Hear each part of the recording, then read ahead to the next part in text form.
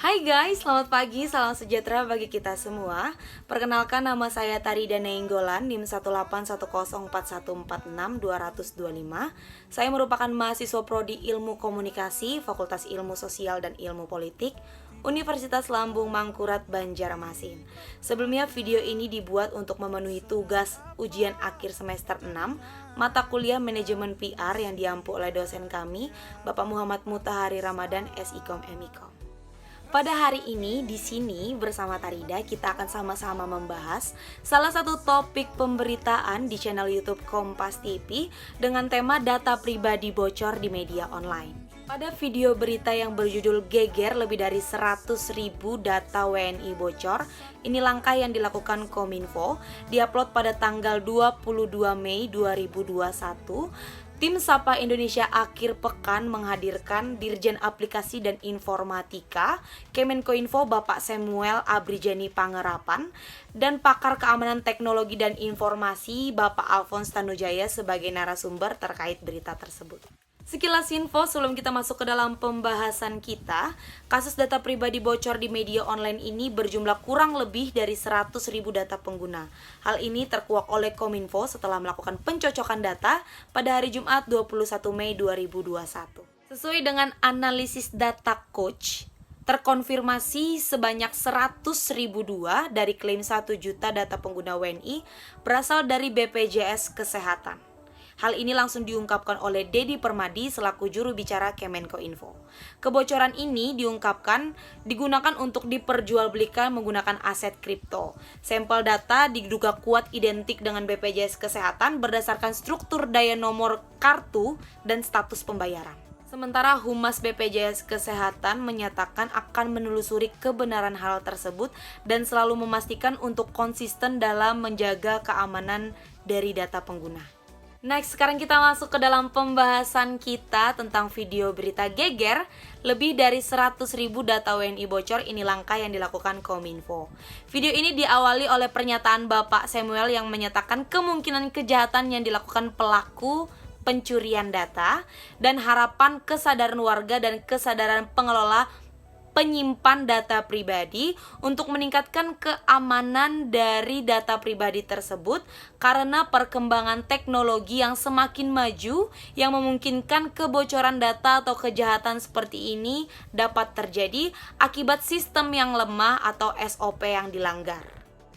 Dalam pernyataan Bapak Samuel juga menyatakan tindakan Kominfo dalam menindaklanjuti kasus data pribadi bocor ini dengan cara men-takedown website yang menyediakan tester dan membahas RUU PDP perlindungan data pribadi dengan DPR sebagai pedoman seluruh warga yang menyediakan denda dan surat peringatan untuk setiap perusahaan diharapkan dapat meningkatkan keamanan data pribadi tersebut supaya tidak rugi. Bapak Samuel dalam pernyataannya juga berpendapat telah banyak usaha yang dapat diterapkan guna menjaga keamanan data pribadi namun sedikit yang telah dilaksanakan. Bapak Samuel juga mengakui kebocoran data ini tidak dapat dihindari karena tidak dapat dijamin sekarang ini sesuai dengan perkembangan teknologi hingga nanti. Namun perusahaan dapat memaksimalkan usahanya untuk meminimalisirkan kemungkinan kebocoran data tersebut. Untuk pernyataan selanjutnya telah dihadirkan Bapak Alphonse Tanujaya yang menyampaikan tingkat keamanan yang telah disediakan corporation besar telah cukup baik dalam menjaga keamanan data pribadi. Namun Bapak Alphonse juga menyatakan setidaknya keamanan dan langkah itu dapat ditularkan kepada institut lain yang bekerja sama di bidang penyimpanan data pribadi ini. Bapak Alphonse juga datang untuk membandingkan penjagaan data pribadi di Amerika dan di Indonesia dan telah mengakui Indonesia memang tertinggal jauh. Namun beliau meyakini Indonesia cukup tangguh untuk mengejar ketertinggalan itu. Sebagai pakar keamanan teknologi dan informasi, Bapak Alphonse menyatakan pendapat yang dapat digunakan sebuah organisasi dalam peningkatan keamanan data pribadi dengan cara meningkatkan SDM yang memiliki pengetahuan, training, dan basic yang cukup dalam pembangunan infrastruktur, hardware, dan software sebuah perusahaan. Ada beberapa pesan juga yang telah disampaikan oleh Bapak Alphonse terkait dengan keamanan, yang menyatakan bahwa keamanan adalah sebuah proses yang tidak dapat dibeli. Sehingga jika sebuah permasalahan muncul, kiranya dapat dijadikan sebuah peringatan atau sebuah evaluasi. Kejujuran dan pengakuan dalam berbuat kesalahan itu juga penting, tidak saling menyalahkan untuk menciptakan sebuah saling pengertian, sehingga langkah selanjutnya dalam pencarian solusi dapat ditanggulangi. Terkait dengan isi video pemberitaan tersebut, kita mendapatkan hal yang sangat kompleks dalam satu video ini, di mana kita mendapatkan 3 hal penting. 3 hal yang penting dan sangat kompleks, di mana kita mendapatkan sebuah kemungkinan, harapan, dan strateginya. Di mana Bapak Samuel dan Alphonse telah menyatakan kemungkinan yang akan terjadi jika data ini terus dibiarkan. Tapi beliau juga mengatakan sebuah harapannya. Harapan bagaimana keluar dari solusi dengan cara menyediakan strategi yang dapat dilaksanakan oleh para pengelola data pribadi sehingga kebocoran data ini dapat diatasi. Sehingga kita sebagai warga negara kiranya dapat mengurangi kekhawatiran kita, dan kita percaya bahwa pemerintah akan memikirkan dan mengatasi permasalahan ini.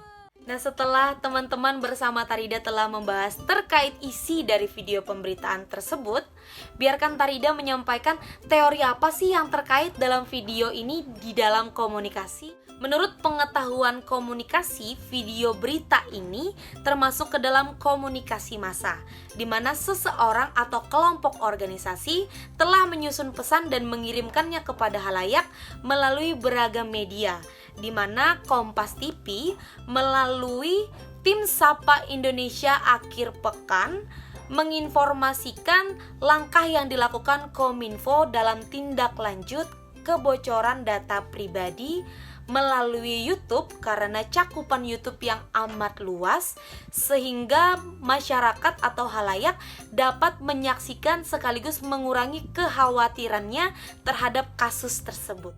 Terkait dengan pernyataan dari kedua tokoh penting yang menjadi narasumber pada kasus ini, termasuk ke dalam teori message design logic yang dicetuskan Daniel Okave tahun 1988, di mana komunikator berhadapan dengan permasalahan rekan sekerja. Kasus kebocoran data pribadi yang diduga dari data BPJS Kesehatan ini juga menjadi urusan Kominfo karena saling memiliki keterkaitan di bidang teknologi. Dalam teori komunikasi message design logic merencangkan 3 pola komunikasi. Expressive message logic, di mana pola komunikasi mengirimkan perasaan dan pikirannya serta menilai keterbukaan, kejujuran, serta kejelasan sangatlah penting dalam sebuah komunikasi. Konvensional design logic, di mana pola komunikasi sebagai permainan berbasis aturan yang dilakukan dengan cara kerjasama, menekankan pada kesesuaian komunikasi berperan sebagai panduan bagi perilaku. Rhetorical message design logic yang memandang komunikasi sebagai alat ampuh yang menciptakan berbagai situasi dan menegosiasikan berbagai tujuan. Pemberitaan yang tersampaikan melalui video berita ini juga terkait ke dalam teori kognitif sosial yang dicetuskan seorang psikolog Albert Bandura pada tahun 1960, yang menitikberatkan cara dan alasan individu dalam meniru apa yang dilihat melalui media dan berfokus pada kapasitas pembelajaran yang dialami secara langsung. Teori ini bergantung pada sejumlah faktor seperti kemampuan subjek memahami dan mengingat saat mengidentifikasi karakter bermedia dan berbagai hal yang membimbing kepada permodelan perilaku. Akhirlah topik pembicaraan bersama Tarida pada hari ini. Semoga pembahasan kita pada hari ini memberikan manfaat yang berguna bagi kita dalam kesiapan kita mencari solusi dan mengambil sebuah keputusan. Semoga konfirmasi dari Bapak Samuel dan Bapak Alphonse dapat mengurangi kekhawatiran kita tentang kasus kebocoran data pribadi ini. Dan semoga kita dapat percaya kepada pemerintah yang akan mengatasi dan bertanggung jawab penuh atas kita masyarakat guna kesejahteraan bangsa Indonesia. Terima kasih atas perhatian teman-teman dan semua orang yang telah menyaksikan video ini.